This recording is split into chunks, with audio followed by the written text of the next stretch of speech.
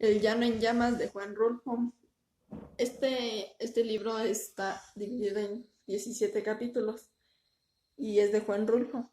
El primero se llama Nos han dado la tierra. Este cuento comienza en un grupo de exrevolucionarios. Este se narra en tercera persona. Los exrevolucionarios van platicando acerca de, lo, de sus exrevoluciones. Ellos van inconformes porque el gobierno les ha quitado sus armas y solo les han dado tierras que no sirven para nada, ni siquiera para cultivo. Ahí no hay más que huizaches y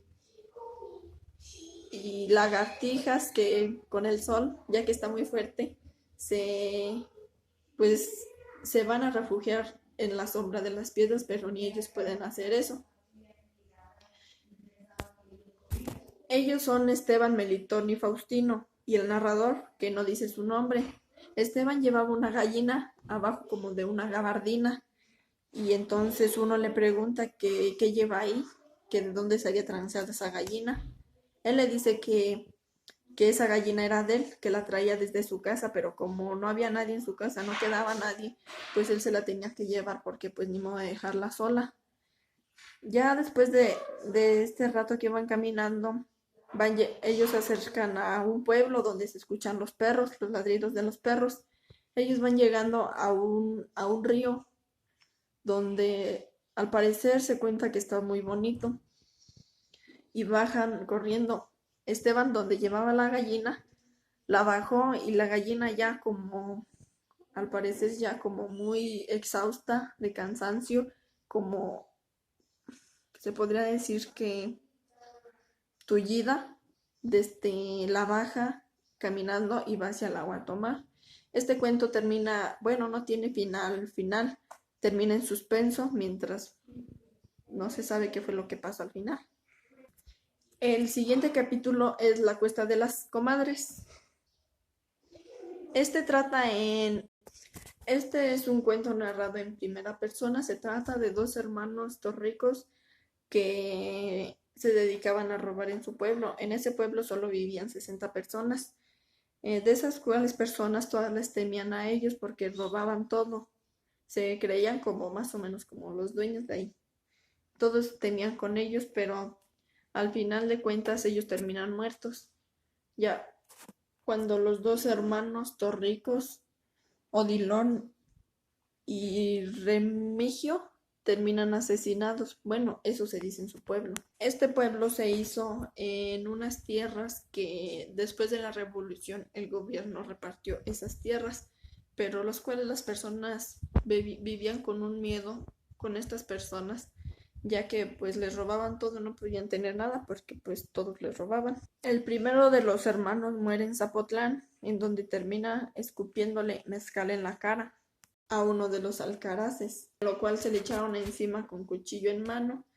Remigio, por otro lado, fue asesinado por la misma persona que está narrando este cuento. El siguiente cuento es que somos muy pobres.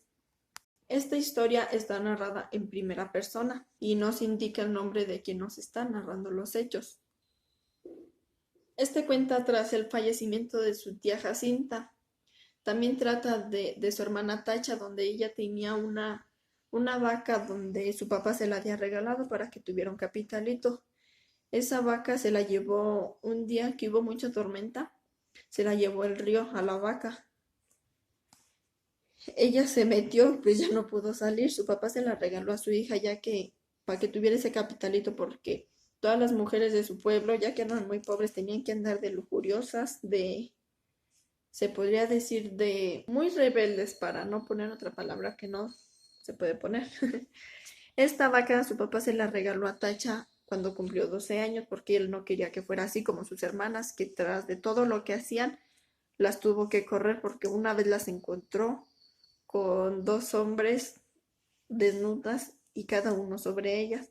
Él no pudo con esto y las corrió y pues el papá no quería que pues su hija menor quisiera siguiendo en eso, bueno, que creciera y se tuviera que prostituir para poder pagarse algo. Se dice que estas dos hijas más rebeldes pueden estar en Ayutla, ya que eran unas niñas desde muy pequeñas, muy rebeldes, rezongonas, y pues su papá no pudo más con eso y pues las corrió de su casa. Esta historia termina cuando Tachi y su hermano están en el río viendo, bueno, ella Tacha pues llorando por su serpentina, pues porque se la había llevado el río y pues además ya no iba a tener esa capitalito. La siguiente historia se llama El hombre. Esta historia es narrada en primera y tercera persona. Este es un tema cuyo, bueno, está la problemática y la venganza que ha existido entre matones y familias, Alcancía y Urquidi. Se dice que un niño de la familia Urquidi es matado por el hombre. No se dice cuál es la razón exactamente, pero su papá, José Alcancía, perdón, el niño era Alcancía, no Urquidi, va a matar al hombre cuando el hombre iba a matar a los de la familia Urquidi, así que no alcanzó a matarlos. En esta historia no se dice el nombre del matón, bueno, al final se sabe por el testimonio de uno que fue asesinado, un borreguero que es asesinado a balazos en la orilla del río. Esta historia estaba un poco confusa, pero ahora la siguiente es la de En la madrugada. Esta es una historia narrada en primera y tercera persona. Esta historia se habla del asesinato del hacendado Justo, un hombre que sostenía una relación con su sobrina Margarita, quien más tarde lo encontraría asesinado en su corral, y que el arriero Esteban resulta como principal sospechoso de su muerte. A este lo llevan a la cárcel y desde la cárcel declara que él era inocente, que pues él no lo había matado. Bueno, y lo malo era que él no había recordado matarlo. Alegaba que tras la golpiza que le había puesto su patrón, al ver que había pateado un becerro al traer las vacas por la madrugada desde Huilipán hasta San Miguel, todo había sucedido como de costumbre, bueno, a menos de que esta vez no le quería abrir el portón y la había visto cruzar el patio con Margarita en sus brazos. Esta historia queda en suspenso cuando en San Miguel están velando a luz de los cirios el cuerpo del hacendado Justo Brambilla en la iglesia de su pueblo.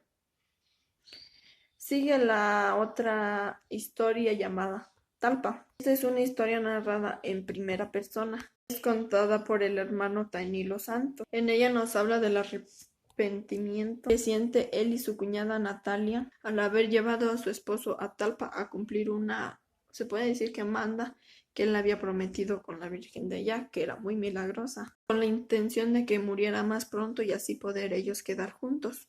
Ellos lo llevaron, bueno, él les pidió que lo llevaran, pero pues ese era su propósito, que muriera. Cuando iban en el camino, hasta sus pies le salían como llagas, escurriéndole pus de tanto que ya no aguantaba. A medio camino él les decía que ya no podía, pero Danilo y esta Natalia le dijeron que como ya iban a medio camino ya no podían regresar y tenía que ir para que la Virgen la curara. En esas llagas le salían como agua amarilla con un olor muy mal.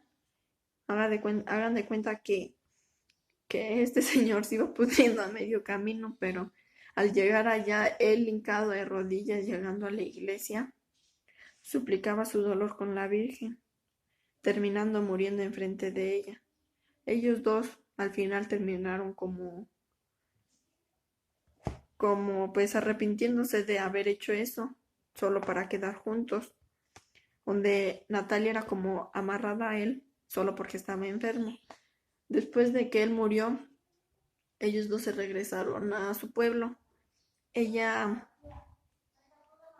se llenó de soledad, que al final ni siquiera quedó junto con el que lo mataron, y terminó sola, y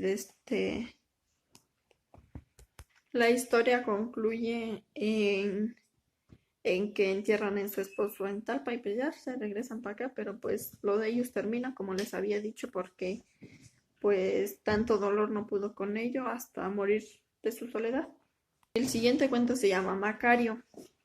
Este es un cuento narrado en primera persona. Él está esperando en una alcantarilla la salida de las ranas, que son las que por estar grite y grite, bueno, se supone, bueno, se podría decir así como el sonido de las ranas no dejaban dormir a su madrina por la noche. Nos cuenta en esta historia que él es feliz con su madrina porque pues ella le da de comer.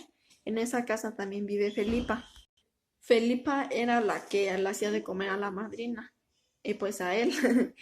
Él contaba que Felipa todas las noches se metía a su cuarto haciéndole cosquillas mientras le daba leche de tomar de sus pechos, que no sería más que pues tener relaciones sexuales. Aunque en este relato no se menciona la edad de este personaje, en la cual pues cómo era que le daba leche. Aunque queda en claro que ella es un adulto, pero aunque como con retraso mental, pues por sus acciones. Esta historia concluye cuando Macario se empieza a aburrir y cree que si se duerme su madrina le pedirá a alguno de sus santos que se lo lleve al infierno.